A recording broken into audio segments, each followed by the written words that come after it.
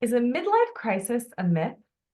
We're going to talk about that. Welcome to another episode of The Good, Bad, and Ugly of Business. I am your host, Catryn Becker. In this podcast, we talk to successful people from all different kinds of industries, from different professions, because we want to learn what they have learned in their career that has made them so successful. Because behind every successful person is a string of failures, and we actually learn more from our failures than we do from our successes.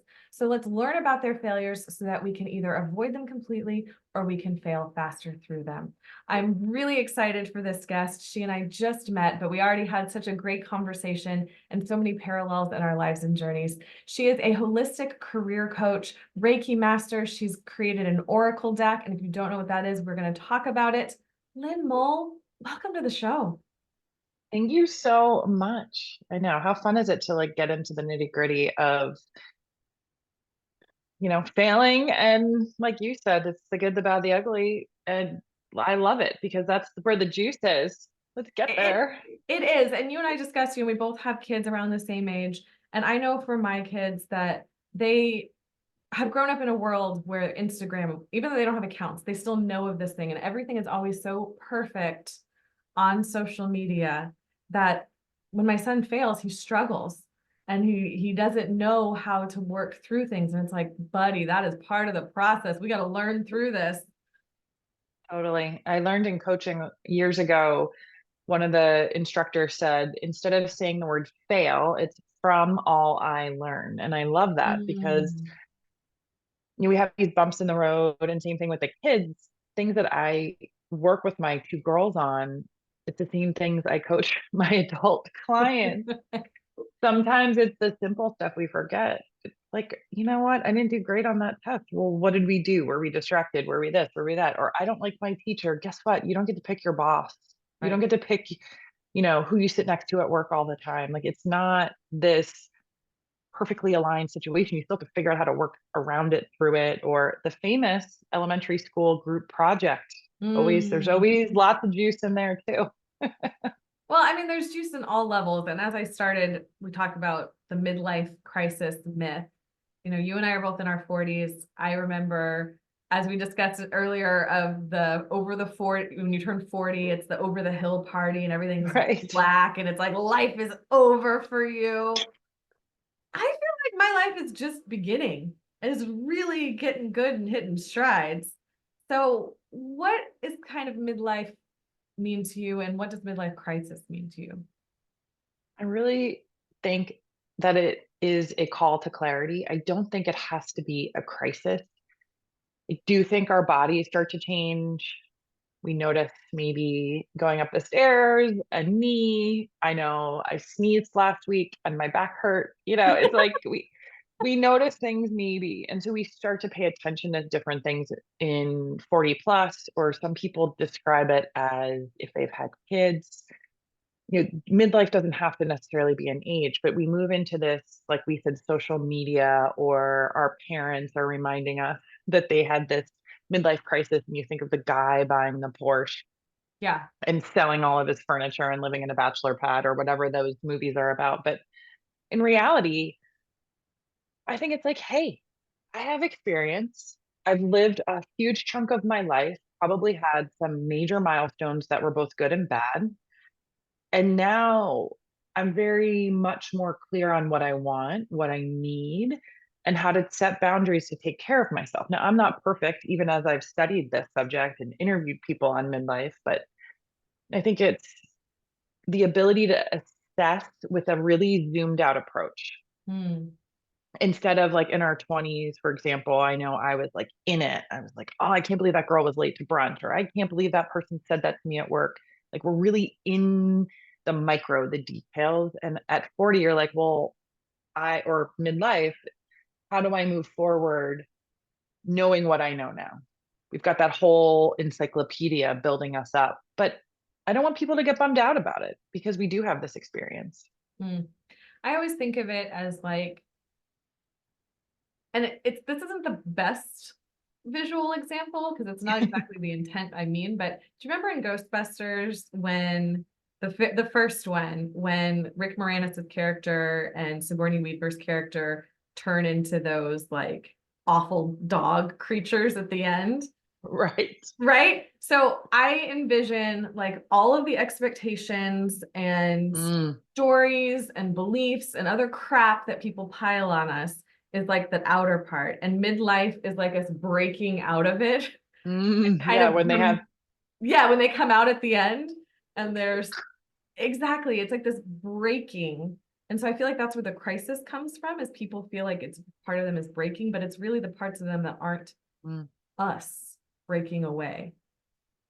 Because I think about like yeah, older women, like think about like Cloris Leachman, Betty White, these women that just don't give a damn because they're I so agree. themselves. I agree. But I, for some reason, they were the Golden Girl-esque vibe was given this really old, I think they were in their 50s. Like they really played up the older age moment. I think there's vibrancy, like you were talking about, in 40, in knowing, and you're the only one that can break you out of that dog, gremlin, concrete.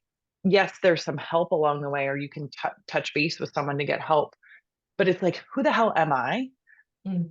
And who am I going to be when I get out of this gargoyle like shell of myself? And it's like, okay, work told me to climb a ladder. Oh, there's no ladder. This is what I want to do. Or my parents thought I should XYZ. And it's releasing those shoulds, like you said. And the best part is finding that core, that inner compass, that North Star. And it can be shocking to those around us. And sometimes those closest to us really feel the heat when we're breaking out. But I think it's the best. I think it brings that vibrancy and that like Love that word, vibrancy. I don't care. I'm gonna go do this. And not that we don't care, but it's like I'm doing this for me. That's not true. We do really, really care. It's I'm doing this for me, and I understand this might not be what you expect of me, but this is like I'm very clear. Well, and I love that the word vibrancy, and I've never really thought of it until just this moment of how it's vibration. Mm. When we're at a high vibe, we are vibrant. My mind just blew.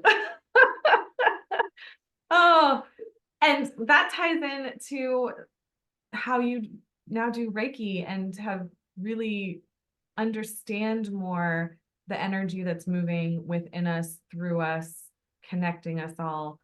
Talk a little bit about that journey because that's a newer part of your world as it is for me as well. Yeah, so Reiki is not religious for those who've never heard of it. It is Japanese based and it's a spiritual practice, not unlike as I've studied over the years. I grew up, reading. I was Catholic growing up, went to Catholic school, so had some basis there, took some religion classes in college, and then studied yoga in San Francisco, Yoga Sutras. There is a similar idea, despite it being really quite scientific, that we're all made of energy. So the chair I'm sitting on, the computers we have are made up of atoms, neurons, like that is the science. When my daughter last year studied Einstein and all these theories, Benjamin Franklin, it's really the study of these electric currents and how, in some ways, with the lights around me now, the currents are, moving through one way to give us light and electricity. But in our bodies, we get these feelings of stuckness. Like I joked about my back going out. That's an old emotional Mm. energy stuckness. And if I'm not really, really conscious about working through some old stories, some old patterns, get stuck in my lower back. And I'm sure other people are like, oh, when I get stressed, I feel it in my shoulder, right? It's these commonalities where we get stuck. And my mom had cancer when I was 32. She was diagnosed emergently with colon cancer, Oh, wow. never took care of herself. And my dad, my sister, and I, and many of her friends spent 8 years taking care of her. She's alive and it was incredibly torture filled for her between Mm. treatments and surgeries. But what I noticed was that in her not taking care of herself, I wanted to go the other direction. So I'm like so good at preventative care, Western. And then I added this Eastern component. And I remember exactly where I was when I was listening to a book of the woman who then became my Reiki master. Her name is Kelsey Patel. her book was called Burning Bright, and it talks a lot about many, many different practices, from meditation to tapping, all these things. And at one line in the book, I was on a bike, I had AirPods in, I was listening to an Audible, which I know you and I both love, and Mhm. the line was something to the effect of, if any part of this book interests you, follow the breadcrumb. I got home from my bike ride, I clicked on her website, I signed up for Reiki 1, and I never looked back. And it's just about, the thing I love about Reiki is at its simplest, it's just for today. That's how the meditations start. Just for today, I will not anger. Just for today, I will be humble. And you can make up your own. You don't need to do the 5 that Reiki starts with. Like, how great is that? Yeah, Just for today, I'm going to take care of myself. it's so doable. Yeah. And it's not a feeling of suffering. It's not a feeling of guilt. It's not a feeling of, it's true self-care, and it can be done in 5 minutes, or it can be done all day. You could have a self-care day, which maybe I need to do that actually. You're like, that seems like a really good little niggle, little nudge in the right direction. I don't know. Maybe I need to do that before school gets out. But you weren't always doing this. You were on Wall Street, you were in finance, you were in mergers and acquisitions. I mean, in a lot of ways, when I tell people I was from engineering, they think like, how could engineering and energy work and mindset? Like they seem like they are on opposite ends of the spectrum. To me, it's makes complete sense. So what is that like for you? And do you get that kind of question a lot? Like, how does one person have both of these pieces within them? I do get that question. And I talk about moving from Wall Street to wellness and then sort of centering back in. There are times and places where we have to crank, or we want to learn, or we have the desire and hyper motivation to stay in those corporate spaces or hyper structure. I still love structure, still love structure. Um, I sort of have plans for every day of my week as it is. But Wall Street was very good for me in the way that I had to figure out how I wanted to be a leader. And like you, I was tapped for those special projects, or Lynn, you see things differently than other people. And so I was really good at taking these huge ideas that someone up at the Bank of America Merrill Lynch heavens would like send, they would send down, like, we've got to do this in the next 2 years. And I was really good at breaking it down. And so for me, when I got hyper frustrated and felt that my environment was not one I could trust, there was a lot of post COVID and in COVID at the end of my career. There was a lot of backpedaling. A lot of it was people really pitting against each other. And I Mhm. just thought, I want to work more in a team environment. I want to work with people, have higher impact. But I really learned how to be a leader there, like how to hold space for people, how when an associate or someone from another team would come to me crying because of something that was toxic or unhealthy for them on their team. Like I was really learning how to operate, coach, sometimes give the tough love, which I still do today. So I think we really learn from all of it, even if I'm not redesigning organizations and hiring and firing in the same way that I was. Hmm. Wouldn't it be great if, something that I had as a misconception when I started my career was kind of around the HR function and Mm. thinking that they are, it's human resources, thinking that they were there to support me, especially I was, fresh out of college, never worked before. I'm in this very male dominated cement plant is where I started out. I had the hard hat, I was literally boots on the ground in my steel-toed boots. And I needed support in how to navigate that. And I thought HR was the answer. And it wasn't necessarily in that case. And that's, as I've grown in my career, I know that's not the role they're meant to have, but it almost feels like there's a missing component into our modern Mm. cultures. That the reason that why so many people are seeking coaching or leaving careers like you and I did. We were great top performers, and yet there wasn't enough in the corporate space to keep us No, no, it's why aren't we humanizing work? And when you and I started in our careers, I used to take, there've always been personality tests or versions of strength finders. Back in the day, it was Oh, DISC I was love really, strength finders. yeah, but the Myers-Briggs is, no one talks about it anymore, really. But they would always say, take this personality test or, communication style test. Take it as if you're at work. Don't take it about your personal life. But the reality is, today, we understand that you bring yourself to work. So you and I both had crazy mornings. Yes, we You did. had weather related kids. Are the kids going to make it to school? I had a call from the nurse right before we got on together. And we brought that to the podcast, whether we like it or not.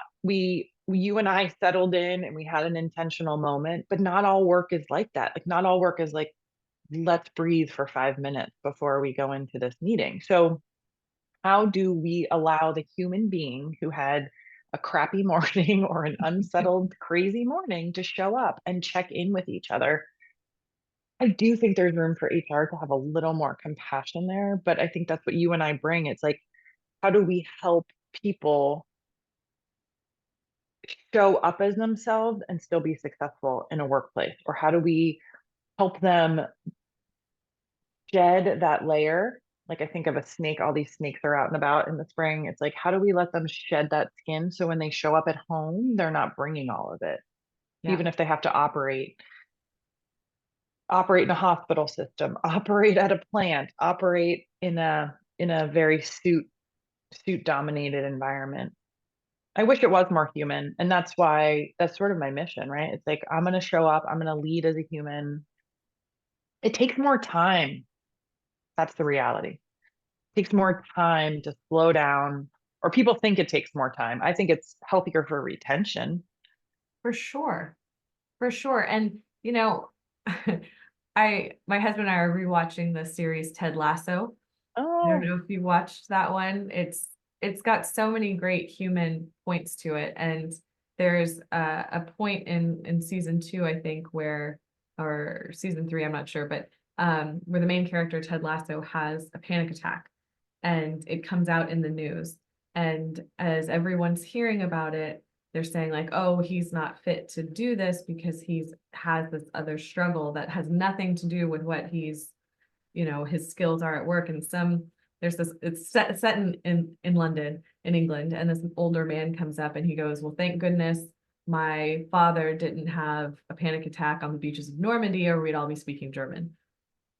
And I don't remember that exact line, but I remember the panic attack episode. well, I just watched it last night, and so it's really great timing because I'm bringing up like how far we've come and at least being able to talk about these kind of things Right.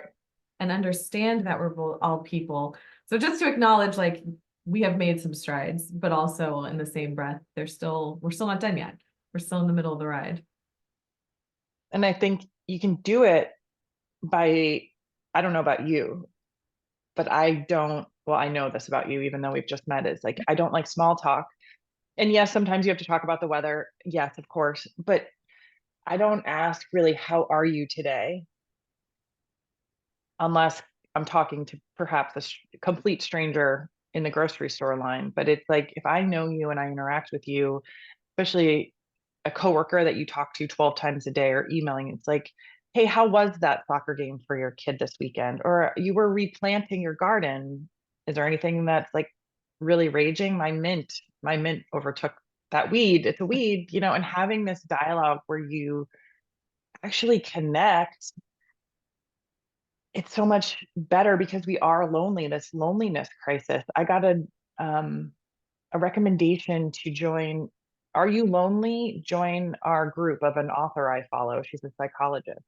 I'm like, huh, that is so incredibly interesting. That can we be less lonely at work? Yeah. Well, and I think one of I really loved the pandemic for the fact that it did bring us, like, we were all of a sudden letting each other into our homes.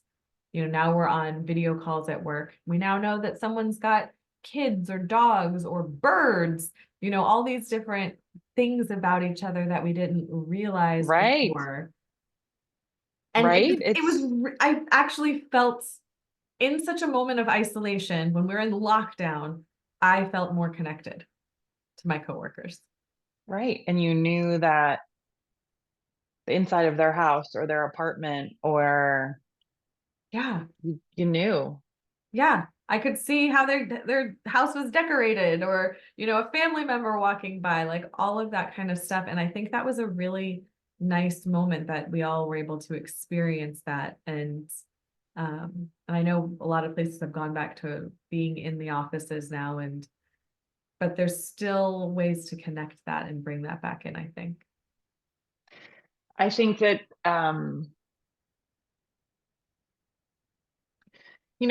that human element in that connection, part of what I worry about with hybrid, I love hybrid work. I love it. I love it. I love it. I think it's so healthy and realistic to Yes. freaking throw a load of laundry in or stir your pot roast in the silly whatever machines that cook our food for 12 hours. But like, that's realistic. But how are people going to find love? Like, remember how we always used to date our coworkers or like go out to happy hours? It's like we're Yeah. missing that. So how do you bring it back? You bring it back through conversation. You bring it back through, well-being. And I have this article I'm about to hit send on. I know we weren't really intending to talk about it, but it's like, should wellness be in the workplace? That's the title of the article. And I wish it didn't have to be. I Mm, wish that there were boundaries at work, but we have blurred the lines. And that certainly went crazy in COVID in a good way, like you're saying. But it's like, could we pendulum back a little bit and let people? I remember I used to have to tell people I had to use the bathroom in COVID. I'd be like, I need to use the restroom. I'm going to be 2 minutes late to my next call. Or can we end a little early so I can pee? Like, what? Like, that was the other extreme of like so on. And so, like, how do we I don't know. What do you think for those still hanging in the corporate world and we're like, hey, I can get my work done. I'm 38 years old. I don't want to have to tell someone I need water. right? That we need a bio break. Yeah, that's such a good point. And I think, it seems like our culture is so heavy on extremes Yeah, that there's very little, like our bell curves are like two humps of the camel and not the single hump of the camel. I know. You're on a podcast with an engineer and I'm an econ major when you talk in graphs, like, that's how aligned we are, people. We've got the barbell graphs, we've got two humps of the same. I love it. I love it. No, it's It's true. it's so good. And it's so good. Um Why do we go so extreme though? It's like let people work from home and give them some grace. Give yourself grace. If you're leading a team, give your team some grace. Even if the people above, like, does it really matter in those 5 minutes? Now, again, I'm not working, you and I are mostly not working with people who are managing, an assembly line in an Amazon factory. Like that's a right, different story. right. But to like have a professional career, I think it's gone to the place where I know I'm being hired to give talks on wellness and how to take practical pauses in the day. And part of me is like, I used to be able to do that when I was 20. And I used to be able to leave the office and like twice a week, we would go out to a real lunch. Mm. My 20-year-old buddies, we would go out to the local salad place in San Rafael, California, and we'd go to the Taco Tuesday place and get the deal, get the buffet, because that's what we could afford. But I wish, I almost wish we were out of business, but I think we're in business because people want to, and they know their energy, to your point about vibration, like they know their energy's off and they know the energy of all their coworkers is like ping ponging. Yeah. Like, just like take a breath and have a moment and give yourself 5 minutes between meetings. I worked in industry and manufacturing, and so the big thing was having a safety moment before meetings. And Mm, and I'd always think like, well, why can't we have a wellness moment too? Where it's just one tip or just a minute, 60 seconds of like some counting breathing, right? Where we're just actually taking some deep breaths. That's such an easy thing to implement. But just to kind of close the loop on what you were saying about being out of balance and taking these breaks, and I think it's so much to do with our phones. I mean, you can get an email or get on a Teams message on your phone, text message every hour of the day. So I think to your point about letting people manage their time, it's not like they're leaving the office and they have no ability to continue to work. Because that's the mentality, right? Is if you're not at work, you only work at work, but that's not true anymore. Sure. I So do miss the BlackBerry keyboard. I will always be in favor of that BlackBerry coming back. I I miss felt it. so cool when I had my BlackBerry and I was traveling all the time. So I got upgraded to Me first too. class a lot. So I'd be in first class on my BlackBerry, being like, I am the coolest person ever right now. I remember one time a guy complimented me on how good I was on the BlackBerry. He's like, I'm like, that's right. I mean, it was like the best compliment You're like, anyone I feel ever so gave me. seen. Oh my God. Oh, The no, you're right. It is the implementation and how do we, I tell people turn away from I won't do it now, but turn away for 30 seconds from your screen. Literally turn your back on your screen and take a minute. How do you want to show up for this meeting? How do you want to give feedback? How do you want to leave the day? Like end your day? yeah. I used to put on I started in COVID. I should have started it earlier, but I used to put on like a wind down song at the end because the kids are home, they were homeschooling or some version, and I would, sort of clean up my desk. And then I would play this like peaceful, it would change a lot of Trevor Hall. I would just like chill out, would bring my vibe down and music's vibration too. So 100%. having this moment where I'm like, okay, this is my 2-minute break. When the song's done, I have to go get dinner or do the next thing. But it doesn't take that long, to your It's point. such a great tip. Just one song. Pick that one song. Maybe don't pick Bohemian Rhapsody if you don't want to be there for like 8 minutes, but Or maybe you do. Maybe you need an 8-minute wind down because that was the old commute. You'd like be able to chill out or read your book on the subway when I lived in Manhattan, or like we were, you and I traveling, we would have these like built-in quiet. yeah, exactly. Exactly. Yeah. But I want to kind of wind down our conversation to connect the dots We're doing it. with the messages that we can get through ourselves. And you and I have really strengthened that practice within ourselves. I think everyone has the ability to listen to those messages, but it does take time and it takes practice to build that muscle.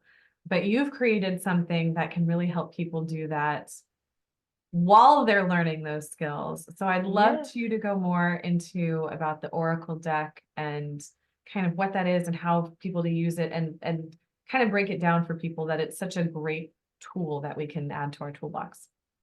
Yeah. So the 24 Oracle deck was created. I had done, for those who have heard of it, I cannot recommend it enough. I did the Artist Way, which is a series of weekly prompts and morning pages and things like that. But every week there are ways to get creative. And I've always been a writer of sorts, so that writing part wasn't hard for me. But about week 7-ish, the book instructs you to take a date, an overnight date alone with yourself. And I went away and I brought I have them sitting right here, a huge number of Sharpies. I had a big post-it note. I had a bunch of journals and a book. I had dinner reservations by myself and I ended up creating the Oracle deck. And the 24 Oracle deck is because I was born on the 24th of a month, but also there are 12 full moons, which we all know about. All the full moons, we talk about it. ERs are crazy. You're like, oh, is it a full moon? People are driving me off the road. But then what about all the new moons? And thinking about the cycles of waxing and waning, and especially we always feel like we have to be on, like we were talking about, but letting ourselves know that there are phases.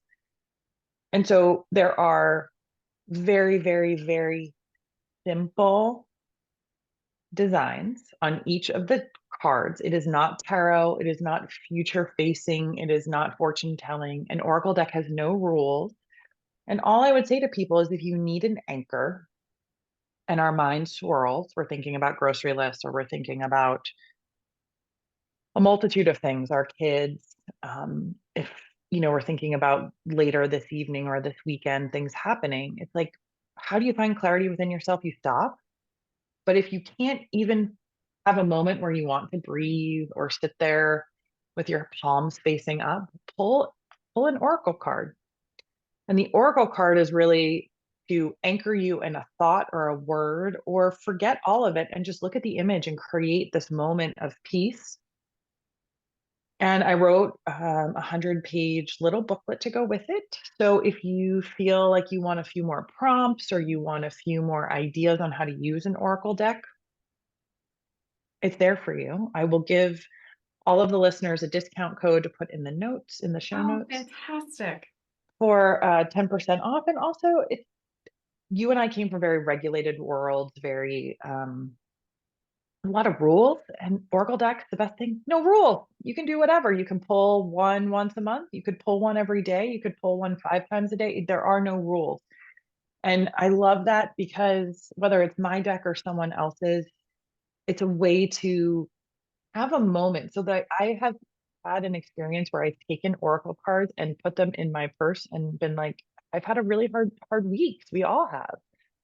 Be like, self-love, that's my card today, self-love. And I'll be, you know, transacting with someone and ready to burst into tears, and there's that card. Or you're Mhm. about to go into a meeting with someone you really don't want to meet with. You're like, self-love, let's be, it's these quick reminders. That's all you need to get into that intuitive gut. Yeah. Re-anchor, recenter, rebalance. Rebalance. I'm excited and looking forward to your deck, the one that I currently use. It's just got a lot of questions and prompts and things to think about. And so when I do feel called to pull a card, I sit with it and I have it out on my desk to look at until I feel that I can answer it. Because sometimes it feels like, oh, Interesting. this has got a lot more to it. I need to really sit with this, mull it over. And once I feel like complete with it, then I'm like, okay. And I put it away until I feel called to pull another card. So there's no wrong way to do it. It's just however you feel it. Like no one taught me to do it that way. That's just what sounded and felt right for me. So I went with it. I have a friend up in Connecticut. She owns a crystal. She happens to own a crystal store, but she and I are aligned in a lot of ways. And she is obsessed with elements, air, water, like that's her thing. Mine's the moon, hers is elements. And she pulls one for each element. And then she also sort of will be like, we're in the season of air. And so that card will represent where she needs to let the flow, inhale, exhale. Where does it need to move around and not get stagnant? So really freedom in that. And you want to let it ruminate and sit on your desk. And I think it's just a cool way. I think we all are looking in corporate America. The one thing they actually do really well is give accolades or feedback constantly. So you sort of knew where you were at, almost like you're in school, like our kids' age, Yeah. where you're like, I got an A on this test. And then you go out into the real world and we're all like, did I do that right? Am I mothering well? I mean, the kids will certainly tell you if you made a bad meal, but otherwise you don't get a lot of feedback. And so, sometimes it's just the confidence, like, hey, I'm feeling like I'm going to publish this article and it's a little saucy. Is this the month? Is this the week? Is it, and so I'll ask a question of the universe and myself. And sometimes that card just gives me that little boost of confidence, like, all right, the universe has my back. I'm going to do this. I'm going to publish it. It feels a little nerve-wracking, but here I go. Oh, I love that so much. You and I could we could talk for so long, and I think we'd find even more places I of know, alignment. And synchronicities. oh, it's so beautiful. Please let us know the best way to work with you. I mean, I'll put the links all into the show notes. We'll have the link to your cards and to your deck for people that want to start there. But what are other ways that they can work with you? Sure. So keeping it simple, my website is lynnmull.com. And I'm pretty active on Instagram, although I missed your message this morning because of the wacky morning, but _ Lynn Mull. And I do coaching as well as lots and lots of speaking. And I always integrate the Reiki and the energy clearing that people can let more in. And just shoot me an email, hello@lynnmull.com, all available on my website as well. Fantastic. Well, thank you so much. I'm so glad we got to meet and that Yes. we didn't let the hiccups of the morning prevent this meeting from happening. So this has been fantastic. No, and we both wore pink. So I think all things, we kept our power on, we kept our Wi-Fi on, we did it. I love it. I love the brightness we brought to today. I know the weather has been like the lightning and thunder has been going off, and I'm like, come on, power, you got this. I know. I love it. Well, thank you again so much. And to the listeners, thank you so much for being here. I know you enjoyed this episode as much as I did, so please make sure to like and subscribe to this podcast. Share it with a friend who you think might be interested to learn more, because that's how we can all expand and grow, just by sharing knowledge. Until next time, everyone, take care.